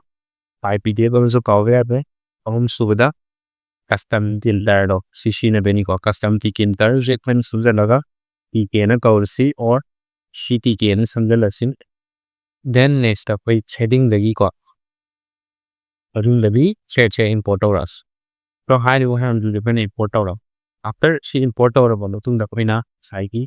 class ma kak same je ba pa. Hey lupin straight the classes and object ki idea ma ka ba mi. This is the me ba koina ko classes and objects the introduction to class methods class that's kind of the koi ki si tutorial 324.5 si classes ki mani idea se implement tawdini maramdi koina real world project ama bo bane haidi implement tawrapani ba real world problem ama the base tawba koigi project ama khakni aduna haidi python je kumangna sina pdf se tomda wan pahangani si koigi ngasa bi project je scheming do ni na sigi hairuba akoigi class to dugi idea sina ra ko ano ta da class ama khak kaul ei class no haiba matamda aina PDF reader hair ko PDF reader have a coin class am ka skole to university class that nan visualization ra bil han watam da ke happen no ito initialize ama tor ne go pa sidai ngakalu pass thamge next time function ama ka hapani kai function no ha ro batam da koi ki browse to bodeni browse kai no to de PDF to browse ko de aduga sisu koi ki self amani and then sisu ai pass thamle next grid over the start grid highways the jidalu self iron the dual man so they hit up past time adula shrine to the next sai on kind of hera lead mine ha bi topi tare shrine to the ko next the silo past time ge am ko mu phun sa one hai yo phun sa jina main no na ko gi lain na to PDF grid to wa ko bi kun jini yo pa hai yo nu kan yam le na smana na ili sala sto to tre sigi matung da kai to dino de yeng si ma so ha da mu mata si sidi ilil haima part chef sidi sida kari dai gaduino haima matamda ngasai akoina initialize tawdini the initialize taw the root haima koigi bu sigi variable ama hapsal lagya sigi variable je kai ordino haibu matamda koina self dot root che sisina rani eduga sije koina root haibu variable mata kijiga man halajeba kai damakta man halino haima matamda koina ngasai sigi GUI ama haba kadoni dat GUI ꯁꯦ ꯍꯥꯄꯛꯅꯕꯒꯤꯗꯃꯛꯇ ꯃꯥꯒꯤ root ꯑꯣꯏꯕ ꯉꯁꯥꯏꯒꯤ window ꯑꯃꯈꯛ ꯁꯤꯖꯤꯟꯅꯗꯕ ꯌꯥꯔꯣꯏ ꯑꯗꯨꯒꯤꯗꯃꯛꯇ ꯑꯗꯨꯒꯤ rootꯇꯨ ꯁꯤꯖꯤꯟꯅꯗꯣꯏꯅꯦꯕꯀꯣ ꯑꯗꯨꯅ ꯑꯩꯅ ꯍꯧꯖꯤꯛ ꯍꯥꯏꯔꯤꯕ self dot root ꯁꯤꯗꯀꯣ ꯑꯩꯈꯣꯏꯒꯤ ꯃꯉꯣꯟꯗ ꯇꯥꯏꯇꯜ ꯑꯃꯈꯛ ꯄꯤꯁꯟꯅꯅꯦꯕ ꯇꯥꯏꯇꯜꯁꯦ ꯀꯩ ꯑꯣꯏꯗꯣꯏꯅꯣ ꯍꯥꯏꯕ ꯃꯇꯝꯗ PDF reader ꯍꯥꯏꯔꯒꯀꯣ ꯆꯥꯎꯕꯒꯤ PDF reader ꯍꯥꯏꯕ ꯃꯌꯥꯝ ꯀꯩꯒꯨꯝꯕ ꯆꯥꯎꯕ ꯀꯧꯕꯤꯕ ꯌꯥꯎꯔꯒꯗꯤ ꯄ꯭ꯂꯤꯁ ꯁꯥꯎꯕꯤꯕ ꯌꯥꯗ꯭ꯔꯦꯀꯣ ꯁꯤꯗꯤ ꯑꯦꯅꯤ ꯃꯤꯡ ꯊꯣꯟꯖꯗꯣꯏ ꯋꯥꯅꯤ ꯁꯨꯝ ꯅꯨꯡꯉꯥꯏꯅꯕꯅꯀꯣ ꯆꯥꯎꯕꯒꯤ PDF reader ꯂꯩꯔꯦ ꯆꯥꯎꯕꯒꯤ PDF reader ꯁꯤꯗ ꯑꯩꯅ self dot root ꯍꯥꯏꯔꯒ ꯑꯩꯉꯣꯟda ꯃꯥꯒꯤ width ꯑꯃ ꯄꯤꯖꯦꯕꯀꯣ geometry ꯍꯥꯏꯔꯒ ꯁꯤꯒꯤ width ꯑꯃꯈꯛ ꯄꯤꯔꯅꯤ width ꯀꯥꯈꯠꯀ ꯄꯤꯒꯗꯣꯏꯅꯤꯀꯣ width ꯁꯤ ꯑꯗꯨꯃꯥꯏꯅ ꯂꯩ ꯍꯥꯏꯕ ꯃꯇꯝꯗ ꯑꯩꯈꯣꯏꯅ ꯈꯤꯇꯪ ꯆꯥꯎꯍꯟꯅꯕꯒꯤꯗꯃꯛꯇ 500 by height ꯁꯦ 300 ꯄꯤꯔꯦ 500 by 300 ꯄꯤꯔꯦ ꯌꯥꯏꯀꯣ ꯃꯌꯥꯝ ꯁꯨꯃꯥꯏꯅ ꯇꯧꯗꯅ ꯉꯁꯥꯏꯒꯤ ꯍꯥꯏꯔꯤꯕ ꯑꯩꯈꯣꯏꯒꯤ rootꯇꯨꯒꯤ ꯃꯥꯒꯤ windowꯗꯨꯒꯤ geometry ꯑꯃꯈꯛ ꯁꯦꯝ next stepꯇ ꯑꯃꯨꯛ ꯌꯦꯡꯁꯤ ꯀꯩ ꯂꯥꯛꯀꯗꯣꯏꯅꯣꯗ ꯑꯩꯈꯣꯏ ꯍꯧꯖꯤꯛ ꯑꯩꯈꯣꯏꯒꯤ ꯉꯁꯥꯏꯒꯤ title ꯑꯃ ꯄꯤꯔꯦ ꯀꯣ ꯁꯨꯃꯥꯏꯅ projectꯁꯤꯒ ꯊꯥꯔꯗ title ꯑꯃ ꯂꯥꯛꯆꯔꯅꯤ ꯃꯥꯒꯤ ꯁꯤꯒꯤ file size ꯑꯩꯈꯣꯏꯒꯤ windowꯁꯤꯒꯤ size size ꯁꯨꯃꯥꯏꯅ ꯑꯃ ꯆꯥꯎꯅ ꯂꯥꯛꯑꯅꯤ ꯑꯗꯨꯒ ꯑꯩꯅ ꯁꯤꯗ ꯄꯤꯛꯅ ꯄꯤꯔꯦꯀꯣ ꯑꯗꯨꯅ ꯄꯤꯛꯅ ꯂꯥꯛꯑꯅꯤ next ꯑꯃꯨꯛ ꯑꯩꯈꯣꯏ ꯀꯩꯗꯧꯗꯣꯏꯅꯣ ꯁꯤꯒꯤ k dot page ꯅꯝꯃꯀꯥꯟꯗ ꯃꯇꯣꯝꯇ full ꯆꯠꯆꯈꯤꯅꯦꯕꯀꯣ ꯁꯤ ꯑꯩꯈꯣꯏ auto complete ꯂꯩꯕ ꯁꯤꯒꯤ ꯄꯥꯏꯊꯟ ꯑꯦꯄ꯭ꯂꯤꯀꯦꯁꯟꯁꯤꯒꯤꯀꯣ ꯁꯤꯒꯤ ꯅꯨꯡꯉꯥꯏꯕꯁꯤ ꯃꯌꯥꯝ ꯑꯗꯨꯝ ꯁꯤꯖꯤꯟꯅꯕꯤꯌꯨ ꯁꯣ ꯁꯤꯒꯤ ꯔꯦꯟꯖꯁꯤ ꯂꯥꯛꯏ ꯇꯝꯇꯤꯡ ꯀꯔꯁꯤꯒꯤꯀꯣ ꯀꯁꯇꯝ ꯇꯤꯀꯤꯟ ꯇꯥꯏꯞꯁꯤꯒꯤ ꯃꯥꯒꯤ ꯑꯦꯄꯔꯤꯌꯦꯟꯁ ꯑꯃꯈꯛ ꯁꯤꯖꯤꯟꯅꯗꯣꯏ appearance ꯅꯣ ꯍꯥꯏꯕ ꯃꯇꯝꯗ ꯑꯩ guide ꯊꯝꯕ ꯌꯥꯏ or system ꯊꯝꯃꯁꯦ ꯑꯗꯨꯕꯨ ꯑꯩ ꯑꯃꯨꯕ and then ꯑꯃꯨꯛꯀꯁꯨ ꯑꯃꯨꯛ ꯁꯤꯒꯤ ꯀꯦꯁꯇ ꯀꯩ ꯊꯝꯕ ꯌꯥꯏ ꯃꯥꯒꯤ ꯀꯂꯔ ꯁ꯭ꯀꯤꯝ ꯑꯃ ꯊꯝꯖꯦꯕꯀꯣ ꯑꯗꯨꯅ default color ꯊꯝꯁꯤꯅ ꯁꯤꯒꯤ ꯃꯥꯒꯤ ꯐꯪꯁꯟꯁꯦ ꯃꯥꯒꯤ ꯁꯤꯒꯤ ꯀꯩꯅꯣ ꯃꯦꯊꯠꯁꯦ ꯀꯧꯔꯦ ꯃꯦꯊꯠꯁꯦ ꯀꯧꯔꯒ ꯃꯉꯣꯟꯗ blue ꯍꯥꯏꯔ ꯍꯥꯏꯗꯤ ꯃꯥ ꯕꯇꯟꯁꯤ ꯇꯥꯔꯒꯤꯕꯗꯣ blue ꯃꯆꯨ ꯑꯣꯏꯗꯣꯏꯅꯦ ꯑꯗꯣ ꯁꯤꯒꯤ ꯊꯤꯝ ꯀꯩꯀꯥ ꯃꯆꯨ ꯇꯣꯉꯥꯟꯅ ꯊꯝꯕꯒꯤ ꯃꯥꯒꯤ ꯁ꯭ꯄꯦꯁꯤꯐꯤꯛ ꯑꯣꯏꯕ ꯁ꯭ꯇꯦꯞꯁ ꯃꯌꯥꯝ ꯑꯃ ꯂꯩ ꯃꯌꯥꯝ ꯀꯔꯤꯒꯨꯝꯕ ꯑꯗꯨꯒꯤ GUIꯒꯤ ꯃꯇꯥꯡꯗ ꯐꯖꯅ ꯍꯩꯅꯤꯡꯕ ꯇꯥꯔꯒꯗꯤ ꯑꯗꯨꯒꯤ ꯃꯇꯥꯡꯗꯁꯨ ꯀꯃꯦꯟꯠ ꯁꯦꯛꯁꯟꯗ ꯍꯥꯏꯕꯤꯔꯝꯃꯣ ꯁꯨꯡꯁꯣꯏ ꯁꯣꯏꯗꯅ ꯑꯩ ꯃꯈꯥꯗ ꯚꯤꯗꯤꯑꯣ ꯍꯥꯞꯆꯔꯛꯀꯦ ꯑꯗꯣ ꯃꯃꯥꯡꯗꯒꯤ ꯇꯧꯔꯛꯂꯤꯕ ꯑꯩꯈꯣꯏꯒꯤ ꯄ꯭ꯔꯣꯒ꯭ꯔꯥꯃꯤꯡ ꯇꯧꯔꯤꯕ ꯁꯤꯒꯤ ꯄꯥꯏꯊꯟ ꯇꯥꯏꯕ ꯈꯣꯠꯂꯤꯕ ꯃꯌꯥꯝꯁꯤꯡꯁꯦ ꯀꯃꯦꯟ ꯈꯔ ꯋꯥꯠꯂꯦ ꯍꯥꯏꯇꯥꯔꯦꯀꯣ ꯃꯦꯝ ꯑꯗꯨꯅ ꯃꯌꯥꯝ ꯈꯤꯇꯪ ꯁꯞꯄꯣꯔꯠ ꯇꯧꯕꯤꯌꯨ ꯆꯦꯅꯦꯜꯁꯦ ꯁꯕꯁꯀ꯭ꯔꯥꯏꯕ ꯇꯧꯗꯕ ꯂꯩꯔꯁꯨ ꯇꯧꯁꯟꯕꯤꯔꯝꯃꯣ ꯚꯤꯗꯤꯑꯣꯁꯦ ꯅꯨꯡꯉꯥꯏꯕꯤꯔꯒꯗꯤ ꯂꯥꯏꯛ ꯇꯧꯁꯟꯕꯤꯔꯝꯃꯣ ꯅꯨꯡꯉꯥꯏꯇ꯭ꯔꯒꯗꯤ ꯀꯩꯁꯨ ꯀꯥꯏꯗꯦꯀꯣ ꯑꯗꯨꯕꯨ ꯌꯥꯔꯤꯕ ꯃꯈꯩ ꯁꯞꯄꯣꯔꯠ ꯇꯧꯕꯤꯌꯨ ꯑꯩꯈꯣꯏ ꯍꯧꯖꯤꯛ 250+ ꯂꯩꯔꯕꯅꯤꯀꯣ ꯁꯕꯁꯀ꯭ꯔꯥꯏꯕꯔꯅꯦ ꯑꯗꯨꯅ ꯑꯩꯈꯣꯏ ꯖꯁ ꯀꯣ ꯌꯥꯝ ꯊꯨꯅ ꯍꯥꯏꯇꯥꯔꯦ ꯑꯩꯈꯣꯏ 300 400 500 up to 1K ꯐꯥꯎ ꯇꯥꯔꯒꯦꯠꯁꯦ ꯍꯟꯗꯛ ꯆꯍꯤ ꯂꯣꯏꯕꯁꯤꯐꯥꯎꯗꯗꯤ ꯉꯝꯕ꯭ꯔꯥ ꯌꯦꯡꯃꯤꯟꯅꯁꯤꯀꯣ ꯃꯌꯥꯝ ꯈꯔꯗꯤ ꯋꯥꯒꯅꯤ ꯑꯗꯨꯕꯨ ꯑꯩꯈꯣꯏ ꯁꯤꯒꯤ ꯄ꯭ꯔꯣꯒ꯭ꯔꯥꯃꯤꯡ ꯀꯩꯀꯥ ꯇꯧꯕꯁꯦ ꯈꯤꯇꯪ ꯁꯞꯄꯣꯔꯠ ꯇꯧꯕꯤꯌꯨ ꯁꯤ ꯑꯩꯈꯣꯏ ꯚꯤꯗꯤꯑꯣ ꯅꯝꯕ ꯏꯗꯤꯠ ꯇꯧꯕꯗꯁꯨ ꯃꯌꯥꯝ ꯄ꯭ꯔꯣꯒ꯭ꯔꯦꯁ ꯆꯪꯉꯤꯕꯅꯤ so guys I need your support ꯑꯗꯨꯅ ꯁꯞꯄꯣꯔꯠ ꯈꯔꯗꯤ ꯇꯧꯕꯤꯔꯝꯃꯣꯀꯣ ꯁꯣ ꯁꯤꯗꯩꯁꯤꯗ blue theme ꯊꯝꯃꯦ next ꯑꯃꯨꯛ ꯑꯩꯈꯣꯏ ꯀꯩ ꯂꯥꯛꯀꯅꯤ level ꯑꯃꯈꯛ ꯄꯤꯖꯦꯕꯀꯣ ꯑꯗꯨꯅ level ꯄꯤꯅꯕꯒꯤꯗꯃꯛꯇ ꯉꯁꯥꯏꯒꯤ self-ꯇꯣ ꯂꯥꯛꯁꯤ ꯂꯥꯛꯏꯕꯁꯤꯗ ꯑꯩꯈꯣꯏꯒꯤ level ꯑꯃꯈꯛ ꯄꯤꯁꯟꯖꯦꯕ sound conditions ꯀꯩ levelꯅꯣ cpk dot ctk level ꯍꯥꯏꯕꯁꯦ ꯁꯤꯒꯤ ꯃꯦꯊꯠꯁꯦ ꯀꯧꯔꯦ ꯑꯗꯨꯒ ꯁꯤꯒꯤ ꯃꯅꯨꯡꯗ ꯀꯅꯥꯗꯅꯣ ꯄꯤꯗꯣꯏꯁꯤ root ꯃꯅꯨꯡꯗꯗꯤ ꯄꯤꯗꯣꯏꯅꯤ ꯑꯗꯨꯒ ꯇꯦꯛꯅ ꯀꯩ ꯋꯥꯠꯅ ꯌꯧꯗꯣꯏꯅꯣ ꯁꯨꯃꯥꯏꯅ ꯇꯧꯗꯅ PDF ꯍꯥꯏꯕ ꯑꯃꯈꯛ ꯄꯤꯔꯦ ꯀꯣ ꯍꯥꯏꯔꯤꯕ ꯐꯤꯂꯝ ꯑꯃꯨꯛ level ꯍꯥꯏꯕ ꯑꯃ ꯁꯤꯖꯤꯟꯅꯔꯅꯤ ꯑꯗꯨꯒ ꯃꯉꯣꯟꯗ ꯃꯥꯒꯤ ꯑꯩꯈꯣꯏꯒꯤ properties ꯈꯔ ꯄꯤꯁꯟꯖꯦꯕꯀꯣ ꯀꯃꯥꯏꯅ propertiesꯅꯣ ꯍꯥꯏꯕ ꯃꯇꯝꯗ pd ꯍꯥꯏꯀꯣ pady ꯍꯥꯏꯁꯦ pdꯗ 10 pdꯗ 10 ꯍꯥꯏꯁꯦ ꯀꯩꯅꯣ ꯍꯥꯏꯕ ꯃꯇꯝꯗ ꯁꯤꯒꯤ padding ꯑꯃꯈꯛ ꯁꯨꯃꯥꯏꯅ ꯃꯥꯒꯤ ꯑꯃꯈꯛ ꯁꯨꯃꯥꯏꯅ ꯕꯥꯎꯟꯗꯔꯤ ꯑꯃ ꯃꯅꯨꯡꯗꯒꯤ ꯄꯤꯔꯛꯀꯗꯣꯏꯅꯦꯕ ꯄꯤꯔꯛꯏꯕ ꯕꯥꯎꯟꯗꯔꯤꯁꯦ ꯀꯌꯥꯝ ꯂꯩꯇꯦꯕꯗꯨ ꯎꯠꯅꯕꯒꯤꯗꯃꯛꯇꯅꯤꯀꯣ ꯄady 10 ꯍꯥꯏꯔꯤꯁꯦ ꯁꯣ pady 10 ꯁꯦ ꯄꯤꯌꯦ ꯑꯞꯇꯨ ꯀꯔꯣꯝꯗꯒꯤ ꯃꯊꯛꯀ ꯃꯈꯥꯒ pady ꯍꯥꯏꯕꯅꯤꯅ ꯃꯊꯛꯀ ꯃꯈꯥꯒꯅꯦ ꯄꯤꯔꯛꯏꯁꯦꯀꯣ ꯑꯗꯨꯒ ꯂꯦꯐ ꯀꯔꯦꯛꯇꯒꯤ ꯄꯤꯗ꯭ꯔꯁꯨ ꯌꯥꯏ ꯅꯤꯡꯉꯗꯤ patx ꯍꯥꯏꯔꯒ x axis ꯂꯣꯝꯗ ꯍꯥꯞꯄꯁꯨ ꯀꯩꯁꯨ ꯀꯥꯏꯗꯦ ꯁꯣ ꯁꯤꯁꯤꯒ ꯆꯞ ꯃꯥꯟꯅꯅ ꯑꯩ ꯑꯃꯨꯛ ꯀꯣꯄꯤ ꯄꯦꯁ ꯇꯧꯊꯣꯛꯆꯒꯦ ꯁꯣ ꯁꯤ ꯀꯣꯄꯤ ꯇꯧꯔꯦ ꯄꯦꯁ ꯇꯧꯔꯦꯀꯣ ꯄꯦꯁ ꯇꯧꯕ ꯀꯥꯟꯗ ꯍꯧꯖꯤꯛꯇꯤ ꯂꯦꯕꯦꯜꯁꯦ ꯚꯦꯂꯨꯗ ꯀꯩ ꯑꯣꯏꯔꯅꯤ ꯍꯥꯏꯕ ꯃꯇꯝꯗ cpkꯗ entry ꯃꯥꯁꯦ ꯏꯍꯟꯕ ꯌꯥꯍꯜꯂꯁꯦꯕꯀꯣ entry ꯇꯧꯍꯟꯗꯣꯏꯅꯤ entry ꯇꯧꯍꯟꯕꯒꯤ ꯃꯥꯁꯦ ꯀꯥꯏꯗꯅꯣ rootꯇꯅꯤ ꯇꯧꯍꯜꯂꯛꯀꯗꯣꯏꯁꯦ ꯑꯗꯨꯕꯨ ꯍꯟꯗꯛꯀꯤ ꯇꯦꯛꯁ ꯍꯥꯞꯄꯔꯣꯏ ꯃꯉꯣꯟꯗꯤ ꯑꯩꯈꯣꯏꯅ width ꯑꯃꯈꯛ ꯄꯤꯔꯅꯤ widthꯁꯦ ꯃꯥꯅ ꯑꯩꯈꯣꯏꯒꯤ ꯁꯤꯗꯩꯁꯤꯗ ꯑꯦꯅꯤꯀꯣ ꯁꯤꯗ ꯑꯩ 250 ꯄꯤꯖꯔꯒꯦ ꯈꯔ ꯃꯥꯒꯤ widthꯇꯣ ꯆꯥꯎꯍꯜꯂꯒꯦꯕꯀꯣ ꯑꯗꯨꯒ ꯁꯤꯗꯩꯁꯨ ꯆꯞ ꯃꯥꯟꯅꯅ pady ꯁꯤ 10 ꯄꯤꯕ ꯌꯥꯏ ꯑꯗꯨꯒ ꯑꯦꯅꯤ ꯃꯁꯤꯡ ꯑꯗꯨꯝ ꯄꯤꯅꯤꯡꯉꯦ ꯑꯩ ꯍꯧꯖꯤꯛ 10ꯁꯦ ꯑꯗꯨꯝ ꯆꯞ ꯃꯥꯟꯅꯅ ꯊꯝꯕ ꯑꯗꯨ ꯏꯟꯄꯨꯠꯇꯗꯤ ꯈꯔ ꯄꯤꯛꯍꯟꯕꯁꯨ ꯀꯩꯁꯨ ꯀꯥꯏꯗꯦꯀꯣ ꯅꯦꯛꯁꯇ ꯍꯧꯖꯤꯛ ꯑꯩꯈꯣꯏꯒꯤ ꯕꯇꯟ ꯑꯃꯈꯛ ꯍꯥꯞꯁꯦꯕꯀꯣ ꯕꯇꯟꯁꯤꯗ ꯀꯩ ꯑꯣꯏꯗꯣꯏꯅꯣ ꯍꯥꯏꯕ ꯃꯇꯝꯗ ꯂꯦꯕꯦꯜ ꯊꯥꯔꯕꯅꯤꯅ ꯂꯦꯕꯦꯜꯗꯨꯗ ꯉꯁꯥꯏꯒꯤ ꯁꯤꯗꯩꯁꯤꯅ ꯑꯍꯥꯟꯕ ꯂꯦꯕꯦꯜ ꯊꯥꯔꯦ ꯂꯦꯕꯦꯜꯗꯨꯒꯤ ꯃꯈꯥꯗ ꯃꯥ entry ꯇꯧꯍꯟꯕꯅꯦꯕ entry ꯇꯧꯅꯕꯒꯤ ꯑꯣꯞꯁꯟꯅꯦꯕꯀꯣ ꯍꯥꯏꯗꯤ ꯏꯔꯛꯅꯕꯗꯣ input ꯑꯣꯏꯗꯣꯏꯅꯦꯕ ꯍꯧꯖꯤꯛꯅ ꯑꯃꯨꯛ ꯀꯩꯗꯣꯏꯅꯣ ꯕꯇꯟ ꯑꯃꯈꯛ ꯂꯥꯛꯍꯟꯁꯦꯕꯀꯣ browse button ꯍꯥꯏꯅꯀꯣ browse button ꯍꯥꯏꯕ ꯑꯩꯈꯣꯏꯒꯤ ꯁꯤꯃꯈꯛ ꯊꯣꯟꯗꯣꯏꯅꯤ browse button jidana kai tawdena ha matamda ctk jedi shinarani ctk dot je kana ctk button sina jekwa ctk le hariba ctk button jina kai tawdeno ha tamda asai hiro chira hapsalani hapsala buking la button lu da thaglawa text na browse harani browse ai wi pagi khallo ai men adu khanmis da kai command sina doido ha tamda asai gi help dot browse pdf makhavi browse pdf hires in function je kawru so haibani simakhada kai yo function browse pdf je kawru san aduna kawdori function je kaino do hunen bai ideni haibani function jina ting pa wa function jina pdf amukha khalo khatoi ne bako adugi damakta sit button hapam bai wa so button je dokhale button je jo khoina ngasai gi padding amakha pg adugi padding do koini si copy tawame duga si copy do dam paste tawame du serial label dan ke kana la no browse button da tag tawada ko browse button da tag tawani so project si makha tarapada koigi chamana sigi koigi command ga loina na na sabi magi kai kai browse loe start meeting stop meeting gi sijing gi apum je ba browse ki bebe start ka stop ka di ani ji button an japchar ke mayam si koi kitang samjang ge ba so sibuk ta koi ngasai gi start reading stop reading gi button ani hape phim mutun document ki mun level pg status ki pa guna status ai bari da status da kai amin ga matam da on da cpk rawani dot cpk level button attack level level pa level jida within this dot in asai pakagi laidiba window du imam du ni text ma kai diba status switches aiban idle state da lay lo hai je ko du man su back to service back to saraga soine tela tham now je khoigi amu kadawa engine initiate tawshin engine ri ko mai dum set tawni ham ma tamra reliability ssps mana si ga init taw in slice taw dore adagidi mu asali manglu reading state set post the comes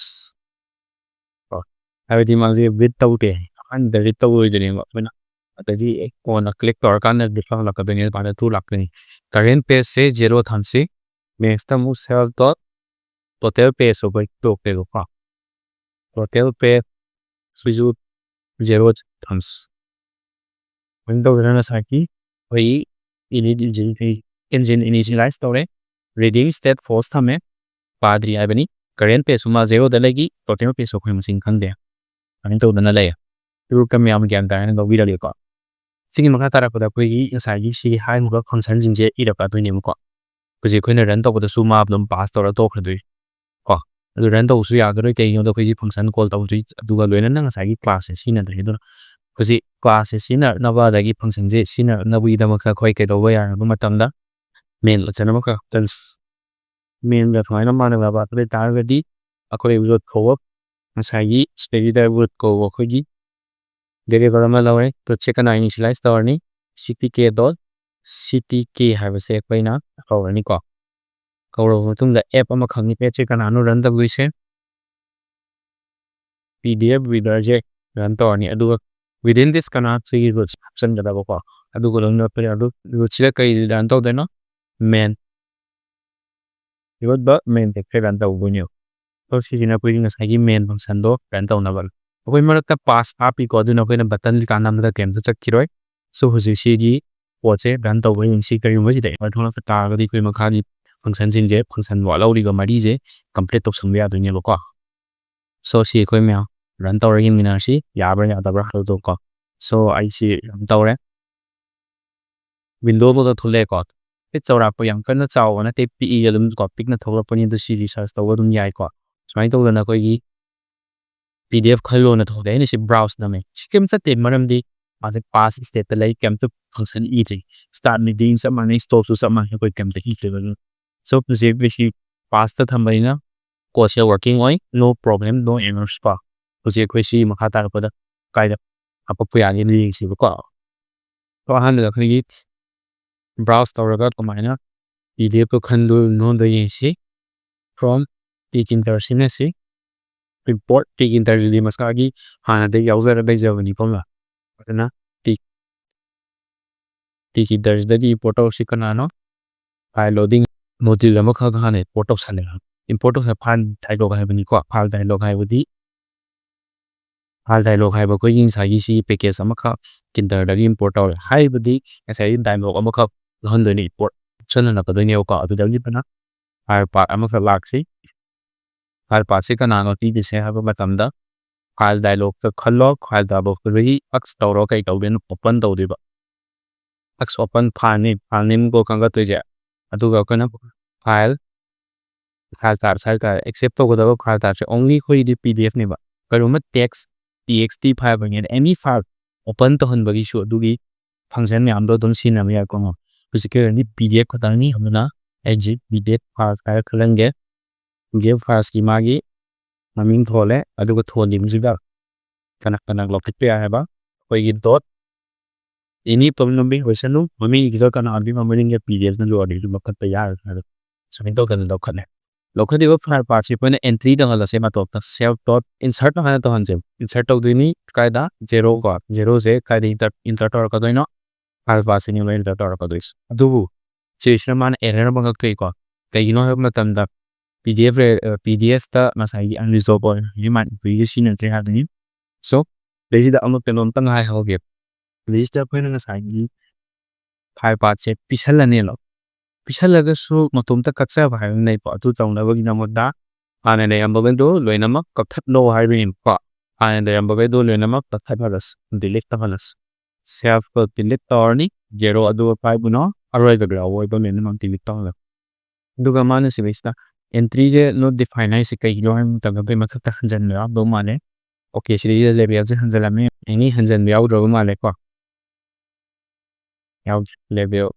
level de unbli ko se okay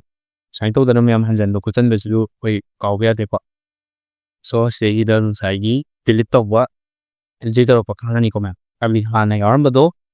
delete amu nam no pu nam pu kan da ni to ta delete to so gi dam ni ba ko na tra delete chan je file pa to mem continuous la ne be ta na mo gi da pu tani man han delete hana to ko mo hana ni ma su atu ga ana wa sa lo stage tengus mai gi browse pdf ki function load me am ya bring si ran to ga to si de si da na sai window do clear thogle yu windows ai na stage da browse number ka tu dialog om thogle kwa thogle ba dialog si da nga sai gi pdf to ina khale open daw adu open daw ba kan da stage da id file pa to ma to ta laksa ko ni e reader ka oi da copy to oi da car oi di amka zu browse number kan da stage amka zu nang ge ba or stage da ina si je copy to or paste to fa copy to ba si da ina ma ming je sam na to ko ma da ko yi read ko pdf ma ko read ko pdf sin open to du kan na mo na sai gi civil.pdf har la samjane le abudi aina browsing zen nam mi ge ma je ti to de ge da bene ko na tra di ha nei ju da dum continuously na ka da do na ha nei an bu delete to na ma si in delete set lo re adu ga men ji jang lo re read to na ba gi da ba ka pi si king sai gi pass lo thwa pass lo thwa mo to da file pa la ma ga pi ji mo da file pa no ma ka pi je ni pi do ri ba file pa sem sai gi lo re ba ma ki entry to rakhi ba du ne mo ko entry to rakhi ba du da gi lo mura ko nitung da check taw ni fai gumba file path se thingnan ba enga da ra di ma ai condition se taw thingna dra di error ko ni ko adu music ki di thingna ba ji tang i da si enga ra di read taw ba ho read taw ka na ga sai pa yi mathak ta stage da reading je false state pa ba ho da ba ni bu je pa pa ba ho ro na initialize taw pa ri es ta pina sab ma na thread ma ka so schema si thread si la kai siam de no ha no kam da target am ka pi si ga sai gi pa do ri bu tu ne mo pa am tang da tok san da ba da thab ta ha de koi main window ma khati thokla ga lai ade ba thokli ba main window ga khina kari function ra tok san doi no adu kan da read taw da read pdf file function je gan tok san ga doi ne pa read pdf se gan tok salani adu ga mangon da argument khara pi rani ka ru mi china kana no read taw da san ba argument se pa ba argument se ko cp se dan li yang adu ga kama apa da ko ai ma makha tan se lai so si matung da khoi ke da ni setting no ma khak se start of salon Uncle, let's say start of select. Start with the start of with the code that didn't continuously read down in ina. So to nang sabi ko gi storage as usual. Complete of salor sa ko. Aduna si janang self dot recheck kay lakani or self dot design kay lakani ma'am. Ito khan ga gai biu through your false reader. Ang post or khan biu false pa adu dagari false at deba. Engine door stop the wear ni. ꯂꯦꯞꯄꯕ ꯃꯇꯨꯡꯗ ꯑꯩꯈꯣꯏ ꯀꯩꯗꯧꯔꯅꯤ self dot status ꯉꯁꯥꯏꯒꯤ status ꯗꯣ ꯑꯗꯨꯗ ꯑꯩꯈꯣꯏꯅ ꯀꯩ ꯄꯤꯈꯤꯗꯣꯏꯕ status ꯇꯨꯗ configure ꯇꯧꯔꯣ configure ꯇꯧꯗꯣꯏꯅꯤꯀꯣ ꯇꯦꯛꯁꯇꯣ ꯑꯣꯟꯊꯣꯛꯑꯁꯦꯕꯀꯣ ꯇꯦꯛꯁꯇꯣ ꯑꯅꯧꯕ ꯁꯤꯜꯂꯁꯤ ꯀꯃꯥꯏꯅ statusꯇꯣ stop ꯍꯥꯏꯇꯥꯔꯦ ꯁꯤꯁꯤꯅ ꯉꯁꯥꯏꯒꯤ stop ꯐꯪꯁꯟꯅꯦ ꯑꯗꯨꯅ ꯁꯤꯒꯤ ꯔꯦꯠꯀꯤ ꯑꯥꯏꯗꯤꯌꯥꯁꯦ ꯀꯔꯝꯕꯒ ꯃꯥꯟꯅꯗꯣꯏꯅꯣ ꯍꯥꯏꯕ ꯃꯇꯝꯗ ꯃꯦꯜꯗ ꯁꯨꯃꯥꯏꯅ ꯑꯣꯄꯟ ꯇꯧꯕ ꯈꯣꯠꯄ ꯇꯧꯕꯁꯦ ꯑꯗꯨꯗꯨꯅ ꯑꯩꯅ ꯍꯥꯏꯔꯤꯕꯁꯤ ꯄꯨꯂꯞꯁꯦ ꯀꯣꯄꯤ ꯇꯧꯁꯤꯜꯂꯛꯑꯒ ꯑꯗꯨꯒ ꯁꯤꯒꯤ ꯑꯦꯞꯁꯇ ꯄꯦꯁ ꯇꯧꯁꯤꯜꯂꯛ ꯁꯤꯗꯩꯁꯤꯗ ꯈꯔ ꯈꯦꯠꯅꯕꯗꯤ ꯈꯔ ꯂꯥꯛꯀꯅꯤꯀꯣ ꯑꯗꯨ ꯀꯃꯥꯏꯅ ꯂꯥꯛꯀꯗꯣꯏꯅꯣ ꯌꯦꯡꯁꯤ ꯑꯍꯥꯟꯕ ꯃꯇꯝꯗ ꯑꯣꯄꯟ ꯇꯧꯔꯅꯤ ꯑꯣꯄꯟ ꯇꯧꯗꯣꯏꯁꯤ ꯐꯥꯏꯜ ꯄꯥꯊ ꯇꯧꯗꯣꯏꯅꯤ ꯏꯟ ꯗ ꯃꯣꯠ RB ꯐꯣꯔꯃꯦꯠꯇ ꯑꯗꯨꯒ PDF ꯐꯥꯏꯜ ꯈꯜꯂꯦ ꯍꯥꯏꯔꯤꯕ PDF ꯐꯥꯏꯜꯁꯦ ꯑꯩꯈꯣꯏꯅ ꯔꯤꯗꯔꯗ ꯏꯅꯤꯁꯤꯌꯦꯂꯥꯏꯁ ꯇꯧꯔꯦ PDF ꯐꯥꯏꯜ ꯑꯣꯏꯅ ꯑꯗꯨꯒ ꯉꯁꯥꯏꯒꯤ ꯇꯣꯇꯦꯜ ꯅꯝ ꯄꯦꯖꯁꯦ ꯅꯟ ꯄꯦꯖꯦꯁꯁꯦ ꯑꯩꯈꯣꯏꯅ ꯁꯦꯜꯐ ꯍꯥꯞꯆꯤꯟꯒꯦꯕꯀꯣ self dot ꯅꯟ ꯄꯦꯖꯦꯁꯁꯦ ꯑꯩꯈꯣꯏꯅ ꯂꯦꯟ ꯇꯧꯔꯅꯤ ꯑꯗꯨꯒ ꯇꯣꯇꯦꯜ ꯅꯝꯕꯔ ꯑꯣꯐ ꯄꯦꯖꯦꯁꯇꯣ ꯃꯥꯏ ꯂꯦꯡꯇꯨꯅ ꯀꯧꯔꯅꯤ ꯑꯗꯨꯒ ꯉꯁꯥꯏꯒꯤ self ꯂꯥꯛꯈ꯭ꯔꯕꯅꯤꯅ ꯁꯤꯗꯩꯁꯤꯗ ꯅꯟ ꯄꯦꯖꯦꯁꯁꯤ ꯃꯊꯛꯇ ꯌꯥꯎꯔꯦꯟꯁꯤ ꯅꯟ ꯄꯦꯖꯇꯤ ꯌꯥꯎꯔꯝꯗꯧꯕ ꯃꯥꯟꯗꯦ ꯁꯤꯗ ꯇꯣꯇꯦꯜ ꯄꯦꯖꯦꯁ ꯍꯥꯏꯀꯣ ꯑꯗꯨꯅ ꯁꯤꯒꯤ ꯇꯣꯇꯦꯜ ꯄꯦꯖꯦꯁ ꯑꯣꯏꯅ ꯁꯤꯖꯤꯟꯅꯖꯦ ꯃꯔꯝꯗꯤ ꯑꯩꯈꯣꯏꯅ ꯃꯊꯛꯇ ꯄꯤꯔꯝꯃꯤꯕ ꯒ꯭ꯂꯣꯕꯦꯜꯒꯤ ꯚꯔꯖꯟꯁꯦ ꯑꯩꯈꯣꯏ ꯁꯤꯖꯤꯟꯅꯔꯛꯀꯗꯕꯅꯦꯕꯀꯣ ꯁꯣ ꯇꯣꯇꯦꯜ ꯄꯦꯖꯦꯁ ꯍꯥꯏꯕꯗꯤ ꯑꯩꯈꯣꯏꯅ ꯁꯤꯖꯤꯟꯅꯔꯦ ꯇꯣꯇꯦꯜ ꯄꯦꯖꯦꯁꯁꯤꯗ ꯉꯁꯥꯏꯒꯤ ꯔꯤꯗꯔ ꯄꯦꯖꯦꯁꯇꯨꯒꯤ ꯃꯥꯒꯤ ꯂꯦꯡꯇꯣ ꯄꯨꯔꯛꯑꯅꯤ ꯄꯨꯔꯛꯑꯕ ꯃꯇꯨꯡꯗ ꯄꯦꯖ ꯅꯝ ꯍꯥꯏꯀꯣ ꯁꯤꯒꯤ ꯃꯍꯨꯠꯇ ꯑꯩꯈꯣꯏꯅ selfꯁꯦ ꯁꯤꯖꯤꯟꯅꯔꯁꯤ ꯑꯗꯨꯒ ꯀꯔꯦꯟ ꯄꯦꯖ ꯑꯣꯏꯅ ꯂꯧꯁꯦꯕ ꯀꯔꯦꯟ ꯄꯦꯖ ꯑꯣꯏꯅꯀꯣ ꯀꯔꯦꯟ ꯄꯦꯖ ꯂꯧꯔꯦ self dot ꯀꯔꯦꯟ ꯄꯦꯖꯁꯤ ꯀꯥꯏꯗ ꯌꯥꯎꯗꯣꯏꯅோ in self dot total pagesꯇ ꯌꯥꯎꯒꯗꯕꯀꯣ ꯁꯤꯁꯤꯗꯒꯤ ꯑꯩꯈꯣꯏꯅ ꯀꯧꯔꯛꯄ ꯀꯩ ꯀꯧꯔꯛꯀꯗꯣꯏꯅꯣ ꯉꯁꯥꯏꯒꯤ ꯂꯩꯔꯤꯕ ꯃꯌꯥꯝꯁꯦ ꯍꯥꯏꯗꯤ ꯑꯩꯈꯣꯏ ꯆꯞ ꯂꯣꯏ ꯃꯥꯟꯅꯔꯕꯅꯦꯕ ꯁꯤꯗꯤ ꯑꯗꯨ ꯁꯤ ꯈꯔ ꯈꯦꯠꯅꯕꯁꯦ ꯁꯦꯝꯗꯣꯛꯄꯩ ꯋꯥꯅꯤ ꯑꯗꯨꯒ ꯀꯔꯤꯒꯨꯝꯕ if ꯄꯥꯕ ꯇꯥꯔꯕ self dot readingꯁꯦ ꯂꯩꯇ꯭ꯔꯕ ꯄꯥꯗ ꯇꯥꯔꯒꯗꯤ ꯍꯥꯏꯕꯗꯤ ꯃꯇꯣꯞꯇ ꯄꯥꯗꯕꯤꯗ ꯂꯩ ꯇꯥꯔꯒꯗꯤ ꯕ꯭ꯔꯦꯛ ꯇꯧꯊꯣꯛꯑꯣ ꯑꯩ ꯐꯪꯁꯟꯁꯦ ꯕ꯭ꯔꯦꯛ ꯇꯧꯊꯣꯛꯑꯣ ꯄꯥꯗ꯭ꯔꯒꯗꯤ ꯑꯩꯈꯣꯏꯅ ꯀꯩꯗꯧꯅꯤ ꯉꯁꯥꯏꯒꯤ ꯁꯤ ꯂꯧꯊꯣꯛꯈ꯭ꯔꯒꯦ ꯑꯗꯨꯒ ꯇꯦꯛꯁꯇꯣ ꯁꯤꯗꯩꯁꯤꯗ ꯄꯦꯖ ꯍꯥꯏꯕ ꯅꯨꯃꯤꯠꯇ ꯔꯤꯗꯔꯁꯤꯅ ꯑꯣꯏꯔꯅꯤ ꯔꯤꯗꯔ ꯗꯣꯠ ꯄꯦꯖꯦꯁ ꯍꯥꯏꯔꯛꯑꯅꯦꯕꯀꯣ ꯄꯦꯖꯦꯁꯁꯤꯗꯒꯤ ꯑꯩꯈꯣꯏꯅ ꯍꯦꯜꯞꯇ ꯑꯣꯏꯅ ꯁꯤꯖꯤꯟꯅꯔꯒ ꯀꯧꯔꯛꯁꯤ ꯗꯣꯠ ꯀꯔꯦꯟ ꯄꯦꯖ ꯃꯥꯁꯦ ꯀꯔꯝꯕ ꯄꯦꯖꯇ ꯂꯩꯕꯅꯣ ꯑꯗꯨꯒ ꯑꯗꯨꯗꯒꯤ ꯑꯩꯈꯣꯏꯅ ꯑꯦꯛꯁꯇ꯭ꯔꯦꯛ ꯇꯦꯛꯁꯁꯦ ꯂꯧꯊꯣꯔꯛꯑꯁꯦꯕꯀꯣ ꯑꯦꯛꯁꯇ꯭ꯔꯦꯛ ꯇꯦꯛꯁ ꯂꯧꯊꯣꯛꯑꯦ ꯀꯔꯤꯒꯨꯝꯕ ꯇꯦꯛꯁꯁꯦ ꯐꯪ ꯇꯥꯔꯒꯗꯤ ꯑꯩꯈꯣꯏꯅ ꯀꯩꯗꯧꯅꯤ ꯍꯥꯏꯔꯤꯕꯁꯤꯡꯁꯦ ꯁꯤꯁꯤꯡꯁꯦ ꯑꯗꯨꯝ ꯁꯤꯖꯤꯟꯅꯒꯗꯣꯏꯅꯤ ꯑꯗꯨꯅ ꯁꯤꯗꯩꯁꯤꯗ selfꯇꯣ ꯂꯣꯏ ꯍꯥꯞꯆꯤꯜꯂꯁꯤ and then ꯁꯤꯗꯁꯨ self ꯂꯥꯛꯅꯤꯀꯣ ꯑꯗꯨꯕꯨ ꯂꯣꯏꯗ꯭ꯔꯤ ꯃꯊꯛꯀꯤ ꯁꯤꯗꯩꯁꯤꯗ ꯑꯩꯈꯣꯏ ꯄ꯭ꯔꯤꯟꯠ ꯇꯧꯕꯒꯤ ꯃꯑꯣꯡꯁꯦ ꯈꯤꯇꯪ ꯑꯣꯟꯊꯣꯛꯑꯝꯈꯤꯗꯣꯏꯅꯤꯀꯣ ꯑꯗꯨꯒ ꯀꯩ ꯑꯣꯟꯊꯣꯛꯀꯅꯤ ꯍꯥꯏꯕ ꯃꯇꯝꯗ self ꯁꯤꯗꯅ ꯑꯩꯈꯣꯏ ꯄꯥꯕ ꯌꯥꯗ꯭ꯔꯒꯗꯤ statusꯇꯣ reading ꯊꯥꯕꯤꯔꯝꯃꯤ ꯄꯦꯖ ꯅꯝꯕꯔꯒ ꯂꯣꯏꯅꯅꯀꯣ ꯑꯗꯨꯒ ꯁꯤꯗꯩꯁꯤꯗ ꯉꯁꯥꯏ configure ꯇꯧꯈꯤꯕꯗꯣ ꯀꯩ ꯆꯦꯟꯖ ꯇꯧꯒꯦ ꯍꯥꯏꯕꯗꯣ configure ꯇꯧꯔꯅꯤ ꯇꯦꯛꯁꯇ ꯀꯩ ꯂꯥꯛꯑꯅꯤ ꯀꯦꯠ ꯁ꯭ꯇ꯭ꯔꯤꯡ ꯂꯥꯛꯑꯅꯤ ꯑꯗꯨꯒ ꯂꯣꯏꯅꯅ redo page number ꯍꯥꯏꯔꯒ ꯄꯦꯖ ꯅꯝꯕꯔ ꯑꯃ ꯄꯥꯔꯤ ꯀꯅꯥꯅꯣ ꯀꯔꯦꯟ ꯄꯦꯖꯇꯣ ꯄꯥꯗꯣꯏꯅꯦ ꯑꯗꯨꯕꯨ ꯍꯧꯕꯗ ꯀꯔꯦꯟ ꯄꯦꯖꯇꯣ ꯉꯁꯥꯏ ꯀꯅꯥꯗꯒꯤ ꯂꯥꯛꯄꯅꯣ ꯀꯔꯦꯟ ꯄꯦꯖꯁꯤ 0ꯗꯒꯤ ꯍꯧꯕꯅꯤ 0ꯗꯒꯤ ꯍꯧꯕꯅꯤꯅ ꯀꯔꯦꯟ ꯄꯦꯖꯇꯣ ꯁꯤꯗꯩꯁꯤꯗ ꯄ꯭ꯂꯁ ꯑꯩꯈꯣꯏꯒꯤꯗꯤ 1 ꯇꯧꯈꯤꯕ ꯑꯗꯨꯃꯥꯏꯅ 1 ꯇꯧꯁꯤꯜꯂꯅꯤ ꯑꯗꯨ ꯀꯅꯥꯒꯤ ꯀꯥꯏꯗꯒꯤ ꯇꯣꯇꯦꯜ ꯄꯦꯖꯦꯁꯇꯒꯤ ꯂꯧꯔꯁꯤ ꯗꯣꯠ ꯇꯣꯇꯦꯜ ꯄꯦꯖꯦꯁꯇꯒꯤ ꯂꯧꯔꯛꯇꯣꯏꯅꯤꯀꯣ ꯑꯗꯨ ꯁꯤꯁꯦ ꯃꯥꯅ ꯄꯥꯔꯤ ꯔꯤꯗꯤꯡ ꯇꯧꯔꯤꯕꯅꯤ ꯍꯧꯖꯤꯛ ꯑꯗꯨꯒ ꯔꯟ ꯑꯦꯟ ꯋꯦꯠ ꯂꯣꯏꯔꯕ ꯀꯥꯟꯗ ꯃꯥꯒꯤ ꯁ꯭ꯇꯦꯇꯁꯇꯣ ꯄꯥꯕ ꯂꯣꯏꯔꯒꯗꯤ ꯑꯩꯈꯣꯏꯅ ꯀꯩꯗꯧꯔꯝꯕ ꯌꯥꯏ ꯍꯥꯏꯕ ꯃꯇꯝꯗ help dot statusꯀꯣ configure ꯇꯧꯔꯝꯃꯅꯤ ꯑꯃꯨꯛ ꯀꯩ configure ꯇꯧꯗꯣꯏꯅꯣ ꯉꯁꯥꯏꯒꯤ ꯍꯥꯏꯔꯤꯕ ꯇꯦꯛꯁꯇꯣ ꯁꯤꯗꯩꯁꯤꯗ ꯁ꯭ꯇꯦꯇꯁꯇ ꯏꯃꯦꯖ ꯊꯥꯕꯤꯕꯅꯦꯕꯀꯣ ꯑꯣꯀꯦ ꯁꯤꯗꯩꯁꯤꯗ ꯃꯥꯅ ꯐꯥꯏꯜ ꯄꯥꯊꯁꯦ ꯁꯤꯗꯩꯁꯤꯗ ꯃꯥ ꯑꯦꯔꯔ ꯊꯣꯛꯑꯦ ꯍꯥꯏꯕꯅꯤ ꯀꯣ create ꯄꯦꯔꯥꯃꯤꯇꯔ ꯑꯃꯈꯛ ꯁꯦꯝꯃꯨ ꯍꯥꯏꯕꯅꯤ ꯁꯤꯒꯤ ꯄꯦꯔꯥꯃꯤꯇꯔꯁꯤ ꯀꯔꯝꯅ ꯄꯤꯅꯤ ꯍꯥꯏꯕ ꯃꯇꯝꯗ ꯁꯤꯗꯩꯗ ꯋꯤꯠꯁꯤꯗ ꯐꯥꯏꯜ ꯄꯥꯊ ꯑꯃꯈꯛꯀꯤ ꯄꯦꯔꯥꯃꯤꯇꯔ ꯑꯃ ꯍꯥꯞꯇꯥꯔꯦ ꯄꯦꯔꯥꯃꯤꯇꯔ ꯋꯥꯠꯄꯒꯤꯀꯣ ꯁꯨꯃꯥꯏꯅ ꯇꯧꯔꯒ ꯂꯥꯛꯏ ꯁꯣ ꯑꯦꯅꯤ ꯑꯦꯔꯔ ꯂꯩꯇ꯭ꯔꯦ ꯁꯤꯗ ꯑꯦꯔꯔ ꯑꯃꯈꯛ ꯂꯩꯁꯤꯗꯤ ꯋꯥꯔꯅꯤꯡꯒꯤꯀꯣ ꯁꯤꯁꯦ ꯑꯩꯈꯣꯏꯅ more actions ꯑꯗꯨꯒ save ꯇꯧꯁꯜꯂꯦ ꯍꯥꯏꯔꯤꯕ ꯄ꯭ꯔꯣꯒ꯭ꯔꯥꯝꯁꯦ ꯏꯕ ꯂꯣꯏꯔꯦ ꯑꯗꯨꯅ ꯔꯟ ꯇꯧꯔꯒ ꯇꯦꯁ ꯇꯧꯁꯤ ꯑꯦꯔꯔ ꯊꯣꯛꯄ꯭ꯔꯥ ꯊꯣꯛꯇꯕ꯭ꯔꯥ ꯌꯦꯡꯁꯤ ꯑꯦꯔꯔ ꯊꯣꯛꯑꯒꯅ ꯑꯃꯨꯛ ꯁꯣꯜቭ ꯇꯧꯃꯤꯟꯅꯔꯅꯤ ꯊꯣꯛꯇ꯭ꯔꯒꯗꯤ ꯄꯔꯐꯦꯛ ꯇꯥꯅ ꯄ꯭ꯔꯣꯖꯦꯛꯁꯦ ꯔꯟ ꯇꯧꯔꯦ ꯑꯩꯈꯣꯏꯒꯤ ꯃꯥꯒꯤ PDF ꯈꯜꯂꯣꯅ ꯍꯥꯏꯔꯦ ꯍꯥꯏꯔꯤꯕ PDFꯁꯦ ꯑꯩꯅ ꯈꯟꯅꯕꯒꯤꯗꯃꯛꯇ ꯕ꯭ꯔꯥꯎꯁ ꯅꯝꯃꯦ ꯕ꯭ꯔꯥꯎꯁ ꯅꯝꯕ ꯀꯥꯟꯗ ꯑꯄꯤꯛꯄꯁꯤ ꯔꯤꯗ ꯁꯦꯠ ꯂꯥꯡꯕꯁꯤ read.pdf ꯃꯥꯒꯤ ꯐꯥꯏꯜ ꯄꯥꯊꯇꯣ ꯂꯥꯛꯑꯦ ꯑꯩꯈꯣꯏ ꯁꯤꯗ ꯁ꯭ꯇꯦꯇꯁ ꯑꯥꯏꯗꯜ ꯂꯩꯔꯤ ꯁ꯭ꯇꯥꯔꯠ ꯃꯤꯇꯤꯡ ꯇꯧꯔꯁꯤꯀꯣ ꯑꯗꯨ ꯈꯛꯇ ꯃꯦꯜꯁꯤ ꯀꯟꯅ ꯐꯣꯂꯣ ꯇꯧꯔꯦ Poetry 3 years she grew in sun and shower William Wordsworth. ꯁꯤꯗ ꯄꯥꯕ ꯍꯧꯔꯦ RJ's blog. ꯑꯩ culture English literature. RJ's blog. English literature, poetry notes. Answer the following questions in about 40 words each. 1. What does the title of the poem reflect? ANS. The title of the poem reflects how Lucy is educated, reared, and treated by nature as a mother through the girl child. Done by exposing the child to the forces of nature, sun and shower. Lethokre. So, smile tawdana nasai hainiba wiki paaba khata sigi batanji na sinawalaga space GUI hapaga semani. Huziki winadi play bi wagang sa any sigi project sigi madugina. Ako'y browse tawo ngame, read tawo ngame, stop tawo ngame. Adubu mayam da aina sigi exercise amuina thamjaning badi keke exercise no hai wang tamda. Sigi dakang hakan jarang ko. Hai ba huziki kuina pari bodo. Reading tamang jeba adugi function ama hapsan ba. Ko estimate test dejida specific oriba page tagi read tawo start mark ko. Specific page reading start ko. Nasai page amadagi anoba ko heavy bonde pagera happy pagera 6 pagera na page number ko khalaga lagi paba over. Igi point ani share mayap kayumba chapa ntraga apply to wang number yeng biro. Eri wang am taragadi page tare nambida ba taragadi comment section ta biramo koi kuna amo makata nang ningaminasi. So smain to agandai. Si close to our comment. Ko duna smain to apning si video sila kay keng tambang ami batam da pina PDF reader mo kumain skim gani yam chamba mong dama katugam look sila advance mong dama ko si jing jelai.